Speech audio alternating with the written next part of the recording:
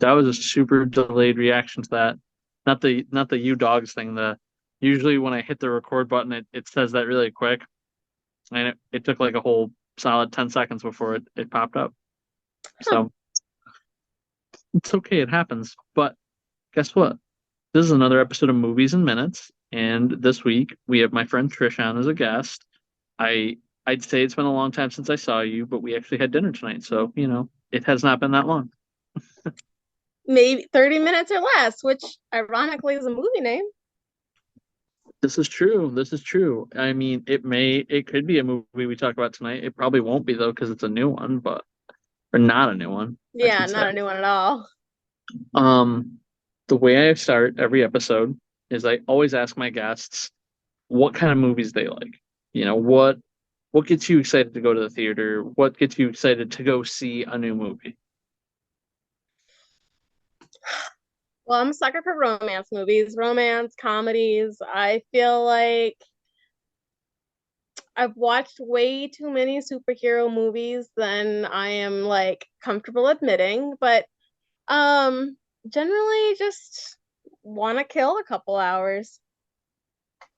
Okay, okay. So you're pretty indiscriminate, but like romance piques your interest before other things. Romantic comedy. Romantic drama is not really for me. I want to walk away feeling good about it, not like, man, why didn't they end up together? All right, that's fair. I mean, you definitely got caught up as a guest on a real indie week. So there's definitely some romantic stuff, but I don't think that romantic comedy is what it would be. Um, Hmm. there's definitely some drama, and it feels like the kind of drama that like, you and a friend might be like, oh man, like what's going on with them over there? Like if you were the onlookers for some of the characters in the movies we might talk about today, maybe that kind of drama, not like necessarily like suspenseful drama, but Hmm. okay, all right, rom-coms, any in particular that are ones that like, are mainstays for you that you could watch 100 times and it's just doesn't phase you at all. You know what? It's a super old movie, but I really loved Romancing the Stone. That is a romantic, like, comedy action that I've probably watched a dozen times over. Mhm. Um, Also, and a totally unrelated, like Wolf of Wall Street, I have watched that movie at least 20 times. So that's a movie that I could watch over and over and over again. Here's where I get to get in trouble as the host, but I have not seen either of those movies. I know Wolf of Wall Street's what Leonardo DiCaprio and Margot Robbie, I I think think. I think so. I think that, yeah. Romancing the Stone, I can picture the movie poster for that with the guy swinging across the vine with like the lady like holding on to him for dear life. Um, but yeah, no, I Joan Van Wilder maybe was in that. Yeah, I don't know. That one's yeah, Dang, definitely an oldie. Danny DeVito was in it for a little bit. Was He's he? kind of Okay. like one of the bad guys. The DeVeetster, got it. Yeah, All and right. Michael Douglas was Michael the Douglas was the guy romantic like swinging. male lead. Yeah. Yeah, before he was in his superhero movies. Fair enough. Um, all right. Maybe I have some homework to do too. I might have some movies I have to watch then. But so I gave you three trailers as I often do with my guests, and I think these, in a weird way, kind of are the full spectrum of love, as one might say. There's like religious love, there's like physical love, and then there's like romantic love across these three movies that I didn't plan it that way. They're just I just happened to see them in that order, and then it turned out like that's how they lined up. So, but the first one, was do you remember what the first trailer I sent you was? The Hill? The Or Hill. The Hill. was So it The it was. Do you know what the distinguishing characteristic of that movie was? Before I like ask you like what the plot and other things were. You know Hill? what sold Just me on this movie? hmm. Is it an Dennis Quaid. you know, I actually couldn't place Dennis Quaid when I was watching that preview right till the end when it said Dennis Quaid. Like, Mhm. I don't He's know, the like he's the father. He's the like the pastor. He's just the patriarch. However you want to look at it. Um, what but for me, I mean, like he's just one of those actors that I can't think of anything I've seen him in that was like bad. So usually, like, if you've got that like good feeling from an actor, it tends to make me feel like, okay, I can watch this, and worst case scenario, I at least get a good performance out of like so and so. What did this trailer do for you? What do you think this movie was about? well, baseball, underdog story. Um, he's either gonna like for me, it feels like you got this coming of age story. He does amazing. Some accident happens. He's down and out. Then he recovers. So I feel like it's either going to go that way or it's going to go that way, but instead of like a full recovery, he'll end up like coaching or something. Um, it just seems like underdog story that's probably got a feel good ending. It's not something I would typically watch. Um, but That's fair. somebody. That's fair. And I mean, I would definitely have gotten to the point where I was going to ask you if you would go see it. So just good to know. Um, he doesn't. So the story is based. It's based on a true story, as sports movies often are. The player it's based on is named Ricky Hill, and it wasn't so much that he had an accident. He actually has like a birth defect. He's got like spinal issues where like he's like in leg braces. Um, and but he like all he wants to do is play baseball, despite the fact that he is physically the worst person to pick for playing baseball. Um, and on top of that, he's between physical adversity and whatever like emotional trauma is going to come with like the kids that are going to pick on him. His dad will not support him. Father, is a pastor, is supposed to be here like uplifting the community, but he won't give his son permission to play baseball because he's like he equates it to like the devil's lettuce. It's like to him baseball is bad. If you play baseball, you're not serving God's purpose. Mm. Um, you're kind of right about the underdog story stuff. It's a sports movie, so there's some amount of like obstacles to overcome. I think the physical issues he's got to overcome, I feel like is a little different than your average sports story, though. I feel like a lot of those are like somebody who's really good just trying to compete against a bunch of other people that are really good, and it's just trying to make themselves stand out, you know, on the merit of being really good. Maybe there's some other reason why they're being shown in a movie, but I think the physical defect one is something new, and it definitely gave me the feel good feeling, like you mentioned. Um, so it's not one you would go see, and I don't blame you. I'm sure it's probably not gonna break any box office numbers. You'll get some sports people, you'll get some faith based people because it was had some Christian overtones. Big shock. Yeah. Um, movie number two. I don't know how well the trailer is going to convey the message of this story, but tell me what you thought of the trailer for Passages. I genuinely couldn't like so romance. And at some point I think it said something about like some kind of comedy, like and it was it did not seem like a comedy in any regard. Um as No, like one of the well, descriptors for there's it. yeah, there's only one way you're gonna laugh in a movie like that. I'll tell you in a second when you're done, but So mm, I'm getting like love triangle vibes or Hmm.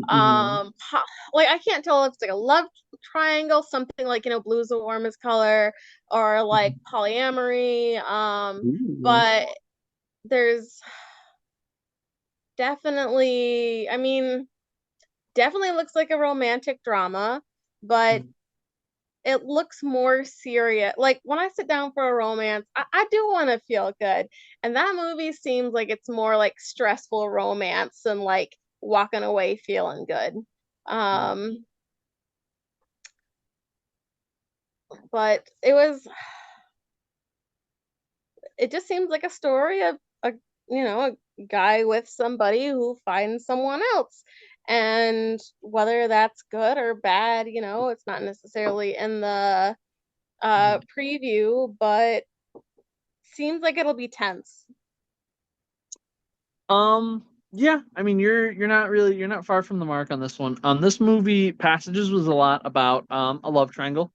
It doesn't, it starts about two men that are married. And one of them is like a filmmaker, and at the celebration for his like movie wrapping or whatever, his husband doesn't really want to, something really simple and innocuous. He doesn't want to dance with him. He's just not in the mood to dance.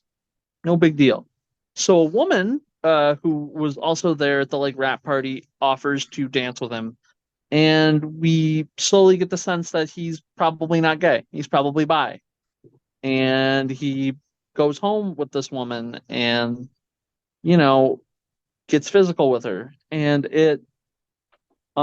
he starts to develop feelings for her, and he kind of keeps flip flopping back and forth between like his husband and her and husband and her, and like you know as things start to go bad with one, he runs back to the other, and it's the I kind of mentioned how the only way that you'd laugh at this movie is if you have like a dark sense of humor and you get a kick out of watching people be terrible, because the main character is pretty terrible. Just I feel like he was a walking agent of chaos. He just did whatever with whoever when he felt like doing it. And you know, um I don't know. I mean, I'm not here to bash on polyamory or being bi or anything like that, but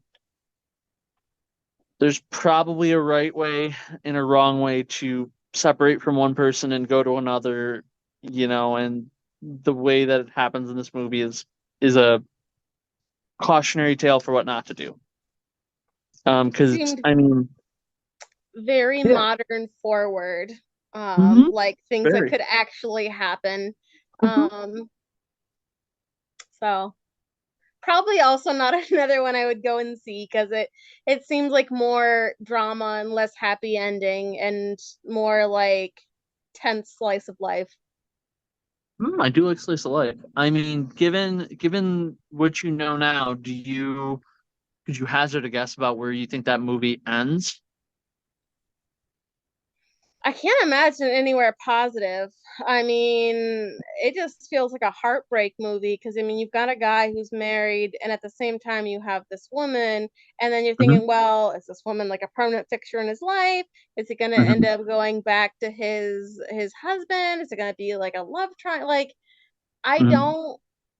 I see it going as like spends time with this woman. Maybe he doesn't maybe realizes he doesn't want to be with her and what he lost in his husband either forgives him or realizes I am better than this and I deserve more, or you have at the other end where maybe he does end up with a woman, or maybe they both realize like no, we don't need this, this person in our lives. And I mean, really, without like watching it, I can't say which way it goes, but none of them necessarily seem happy.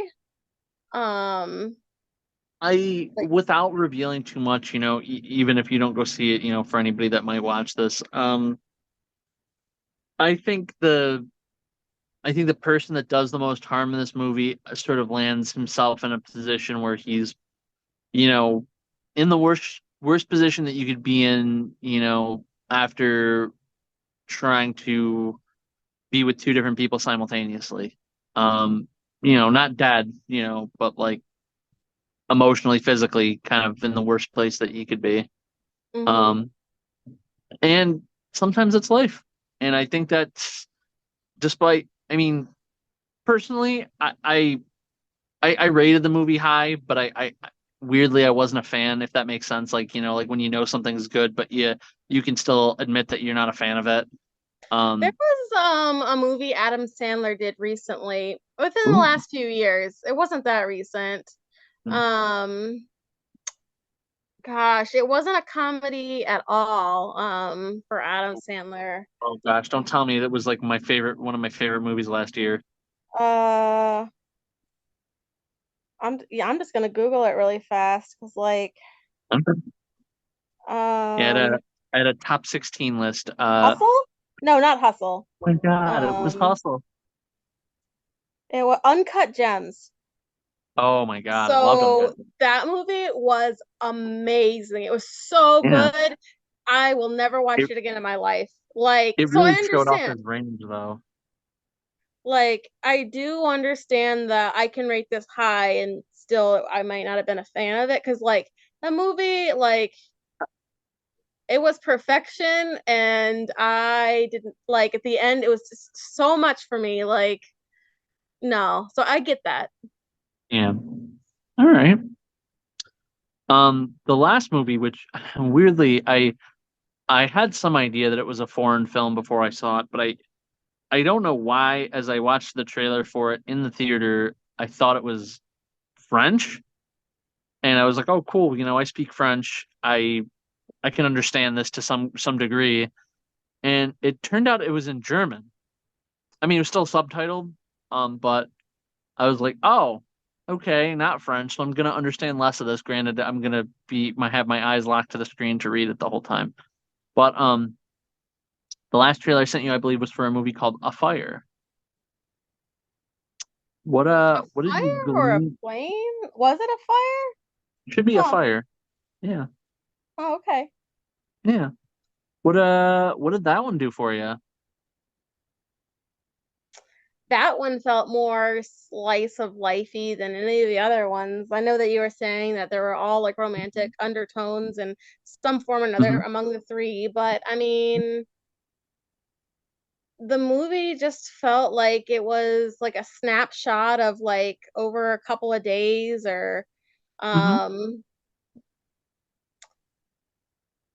it left me wanting more, I guess, from the preview. Not in a, I gotta watch this so much as what exactly is this about? Is it about this guy's screenplay? Is it about this forest fire? Is it about this group of I'm assuming they're friends. I don't know. I just didn't feel like the preview was very connected. And maybe it's because Hmm. I was reading and subtitled movies are totally fine. But Hmm. maybe it was because I was reading the subtitles. Maybe I wasn't getting all the context in the video I might have if, I understood the language. Hmm. Um, but I would say overall it just left me wanting more without wanting to actually watch the movie. 0 for 3, huh? All right. Um, It's okay.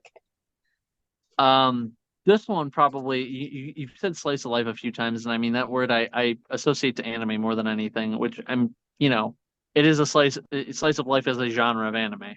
But this one probably felt like an anime more than anything, in the sense that like you have a protagonist who's pretty like zeroed in on his focus of what he's trying to do. And there's very clearly a person who could be a romantic interest, but he's too, you know, dense to really pick up on it until it's too late. Except for because this is a movie and there's a finite amount of time, they don't spend seasons and years like dragging something out when really like you can get there over the snapshot as you called it. You can get there from one end of it to the other and kind of like come right out and say what you're feeling or wanting. But it is about the film's about two guys. The names are Leon and Felix. and they're going off to like a house like near the sea in Germany, and they both have like projects to work on, and one of them's a writer and one of them's an artist, and the place that they're going is kind of like double booked.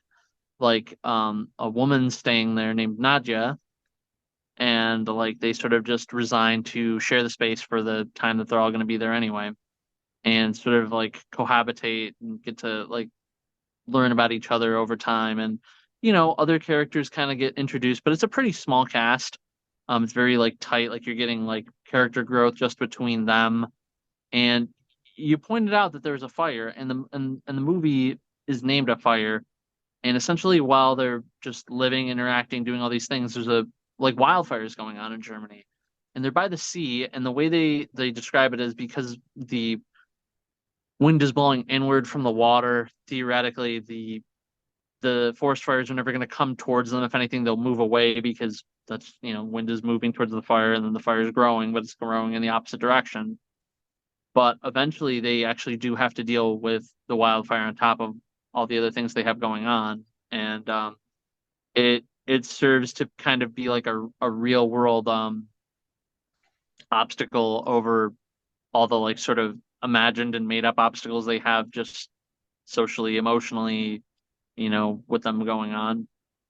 Um, I I thought it was a really good movie. I think I mean I'm not running and seeing foreign movies like very often. I might start to, but I think it was like really like personal and well done, and there's a lot of growth without coming out right out and saying things to you. And you were mentioning the trailer didn't feel very connected, and the real problem in this day and age is trailers are kind of one end or the other. They either give you too much or not enough. And I if agree. I have to choose, I almost would rather choose the not enough, because I want that feeling that you described of like wanting more, at least information wise.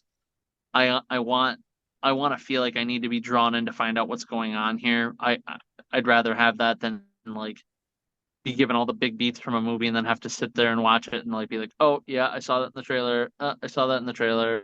Like it's not as fun. I will say that if I was gonna watch any of the three movies, that's my dog, I don't. um, that it would have to be the last one. The Okay. last one seems, it seems like, thought, like I'm gonna Mm-hmm. think more about it than any of the other three or other two.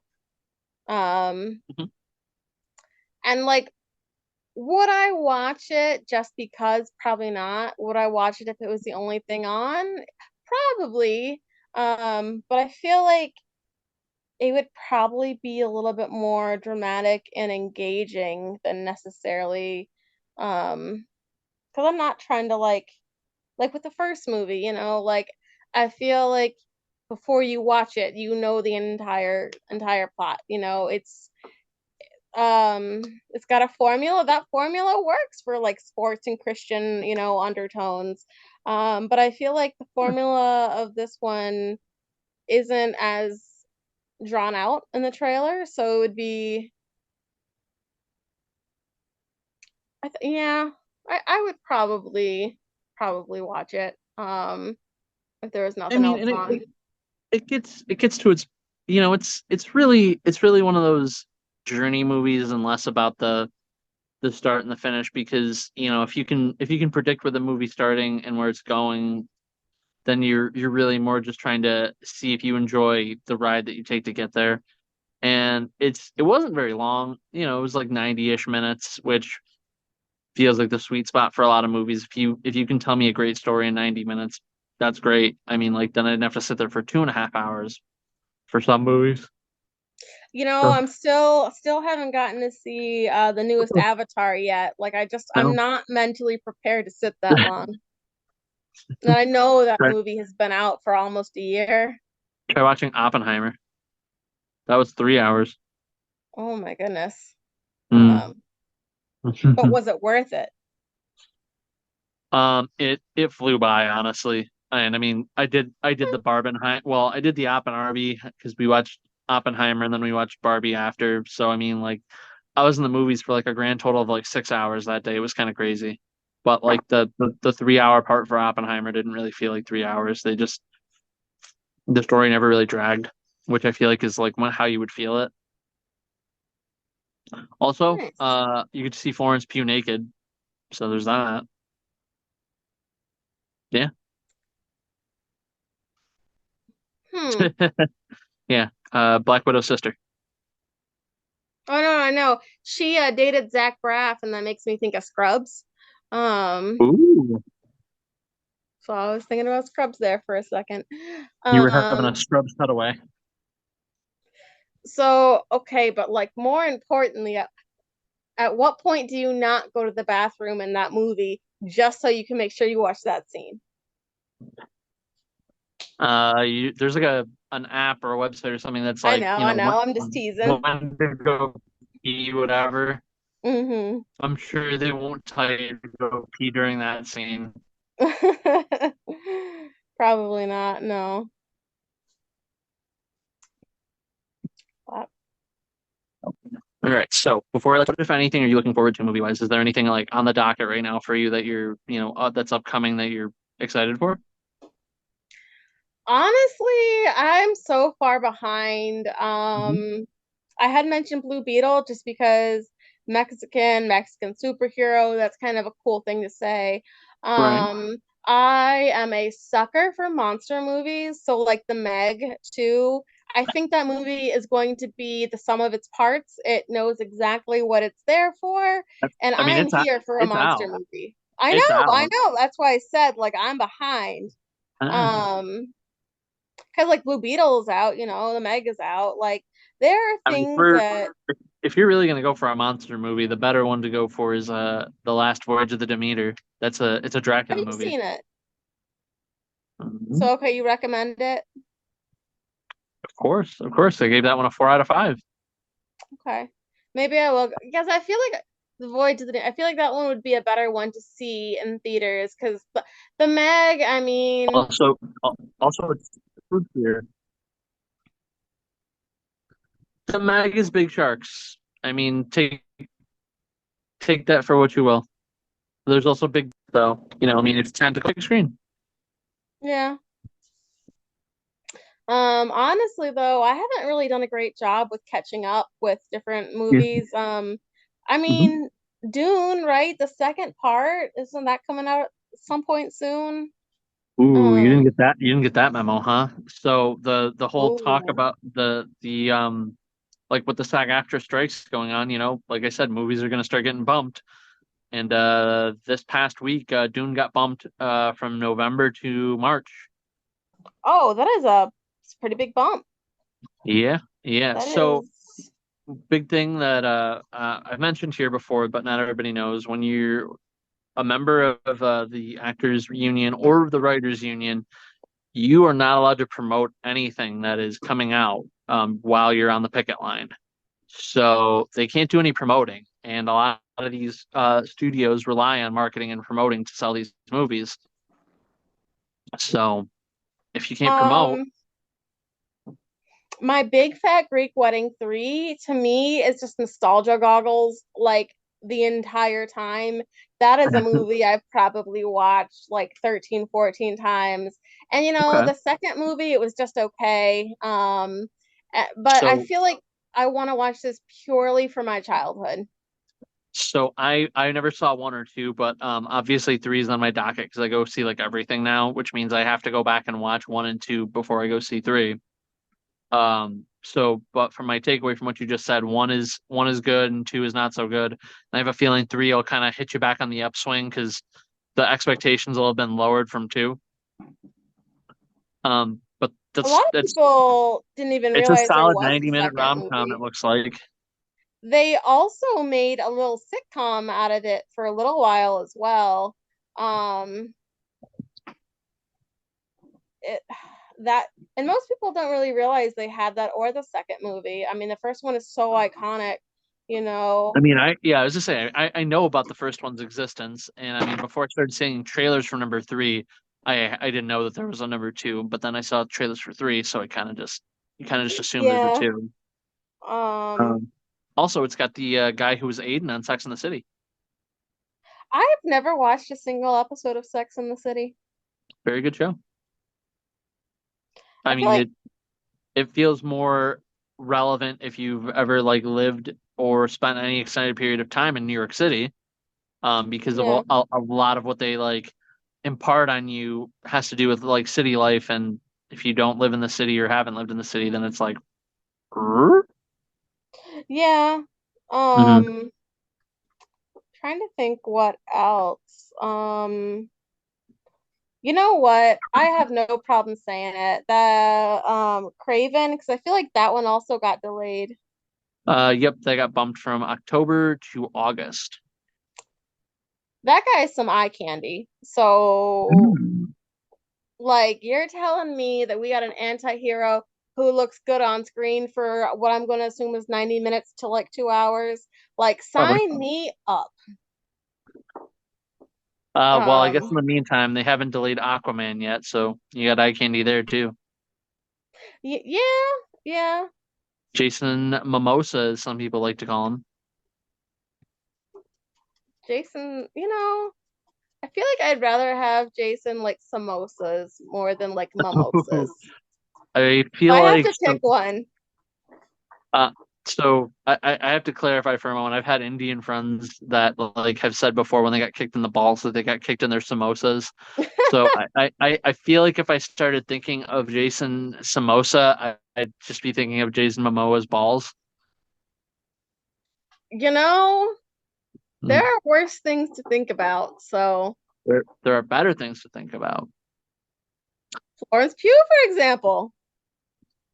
Sure, or I mean, like I got a picture of them for at a con, like his big, strong, muscly arms, for example.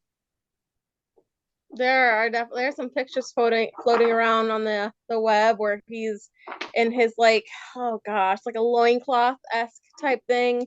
And Ooh. those are some buns. So yeah, there's all kinds Mm. of Jason Momo. Oh my gosh. Samo. Momo body parts out there on the internet. I love that this is where this episode devolved to. Ugh. All right, so the moral is you're looking forward to is really more like you're looking back because you got to play catch up is what it sounds like mostly. I mean, Yes. there's some stuff that's not out, but a lot more of it sounded like stuff that was already out. Honestly, So, yeah. Yeah, because I know that I discussed with you earlier, like Elemental, that's something I wanted to see. I mm, haven't seen The Little Mermaid. Like so cute. I Yeah. I am definitely behind. If it, especially with the strike raging on still, you got nothing but time, because stuff will slowly start to stop coming out, and all you'll have is the things that are already out. So, You know mhm. what though? Maybe this strike will present an opportunity for more like indie movies to like come to like theaters, things that aren't as Yep. big. Yeah, and in a weird way, I think that's kind of like where our channel's at the moment here, because I mean, like, The Hill was probably considered a wide release, but the other two films were definitely indie films. Like I saw those both at art house theaters. And I mean, those are what's coming out right now versus big wide releases. So, you know, it's, this little preview. Our next episode is gonna have a definitely for sure an indie horror movie called Slaughterhouse. Yeah, it's got a killer sloth. I just wanted to make sure I heard you right with Slaughter. Yep. Okay, okay. I did hear you correctly. So, You you okay. did. It sounds as ridiculous as I I haven't seen it yet, but it's probably gonna be ridiculous. So, yep. Now, I'd like to know, are those like two-toed sloths that are going to be committing the murders or three-toed? Because I feel like once you start adding an extra toe, that's like double the murders. I will have to try to use my eagle eye to count. I mean, theoretically, the thing is going to be slow as hell, but I have a feeling that, this sloth is probably not going to be slow as hell if it can go around murdering people. I mean, So could be like the sloth from Zootopia, right? Dash? maybe. Hmm. But that being said, I thank you for being my guest this week. this Nope. episode. And this has been another episode of Movies in Minutes, guys. I will catch you guys on the next one. Thanks again, Trish. Yeah, bye. Mhm.